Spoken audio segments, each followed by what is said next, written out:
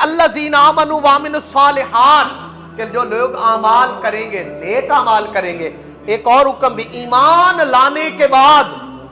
ये भी हुक्म दिया कि जो पीछे गुनाह करते आए थे, जब वो ईमान ले आएंगे, जब वो नेकियां करने लग जाएंगे, तो फरमाया अगर वो मेरे मुस्तफा के सच्चे गुलाम बन गए तो मैं उनके गुनाहों को नेकियों में बदल दूंगा, मैं उनके गुनाहों को नेकियों में बदल दूंगा। और फरमाया अता क्या करूंगा, इसलिए कि फरमाया कि फिर उनका अमल ये होगा, उनको फिर मैं मकाम ये अता फरमाऊंगा कि उनके गुनाहों को मिटा दूंगा और उनको नेकियां अता करता जाऊंगा, उनको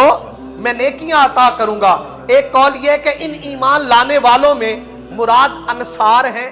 और एक से कौल से मुराद ये है कि वो लोग जो हिजरत करके मदीना आए और अपना घर बार छोड़ा, अपना मालो मता छोड़ा, अपने अजीज व अकारिब छोड़े, अपना देश छोड़ा और सरकार की खातिर वो हिजरत कर गए, तो अल्लाह ने फरमाया कि हमने उनके पिछले गुनाहों को भी नेकियों में तब्दील फरमा दिया, उनके पिछले गुनाहों को भी नेकियों में तब्दील फरमा दिया है।